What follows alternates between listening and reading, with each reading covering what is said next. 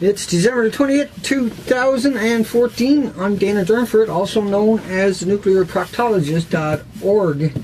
And just, we're looking at the damage of the Fukushima reactors hemorrhaging into the ocean from 3 melter reactors. We've never seen a melter reactor on this planet before. There's 3 in Japan, not counting Unit 4. Unit 4 is just as bad. The coriums that are taken out of the reactors and put in the spent fuel pools are all missing. They've all been atomized in aerosol, and the inventories have been lost. And so what that is disposition right around the entire planet. But the northern hemisphere in particular was hammered dramatically with long-lived isotopes and elements and particles that are ionized and radiated, and you won't find them they're not created by the sun, they're man-made elements. We took normal elements, put them through a chain reaction, made them 2 million times more dangerous, and now we're putting them through the same chain reaction again, and 2 million times again, because they took missiles at the silos. Just a quick breakdown for anybody who's not 100% familiar.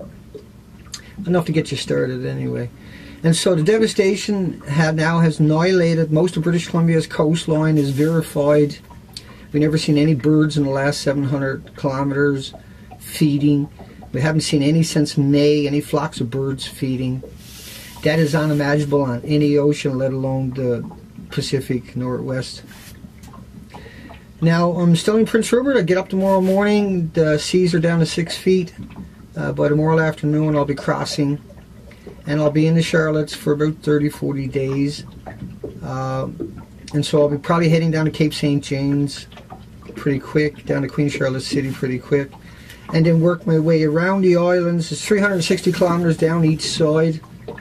There's splits in the Queen Charlotte where you can get out on the west side or the east side, and so those places got a lot of little spots you can hide and anchor, and there is cam buoys in some of these places. There is hot pools, hot water, natural spring hot water pools, and so I'll visit those.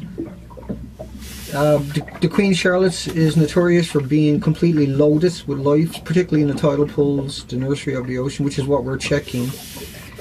And I send out a short little video before I take off tomorrow morning, just so everybody got an update. The stove was $2,800, many parts. You had to get the welders to make up and insert. There's the fuel tank on the roof, all the fittings and everything else, the lines. It's just an amazing amount of time, energy, and effort. And well worth it. It's amazing heat. I couldn't sleep with any shirt on last night. I've never experienced that one on this boat anyway. Now, since May, certainly, since we got the cabin on it, it's been cold weather, and I didn't have proper heat. You can burn $25 a day. That burns 1.28 gallons in 24 hours.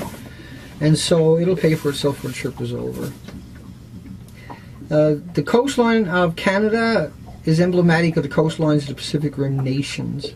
You can't have one without the other.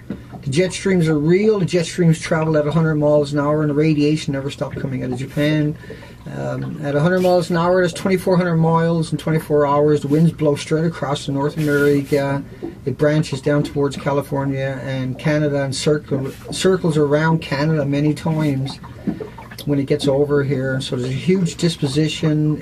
Everything on the west side of the Rocky Mountains washes down to the Pacific. On the east side goes towards the Atlantic and the Gulf. No elements are so small they won't give you cancer in 5 or 10 years. All the elements that come out of Fukushima are hot particles. A gram of it produces more atoms than all the grains of sand and all the beaches on the planet. In other words, a gram is enough to give every mammal, every human on the planet cancer, and will. What we've done is we took the inventories of the pool and multiplied it, and each reactor, not counting the spent fuel pool full of old reactors, which is no different than a chain reaction reactor, because they melted down, caught fire, and detonated. Their inventories were lost. And so what that means is it's not only hemorrhaging into the ocean, but it hemorrhaged into the atmosphere for 8 months into the upper and lower troposphere. And that if it was just a one event, it would take 10 years for it to rain out. It never stopped. And the first 8 months up to November of 2011 was a constant, horrific hemorrhaging, both not only into the atmosphere, but constant hemorrhaging into the ocean, which will go till the end of time. And so nothing can live in proximity to it. Everything in the tidal pools is affected and has been affected and annihilated immediately. And the salmon, the tuna, the whales, and everything are further up the food chain. They're being annihilated. This is all within 3.5 to 4 years of the event. And I'll end the video there because I don't have a lot of bandwidth. I gotta go up, get a taxi up, sit there and drink coffee till this is uploaded. And tomorrow morning I'm gone across. And if not, I'm gonna go hang out in Freeman's Pass, Eddie's Pass, Poacher's Island area, Larson's Harbour, Banks Island, and work my way. When the weather breaks, I'll shoot across then. So I thank everybody for your support, and please continue to support me.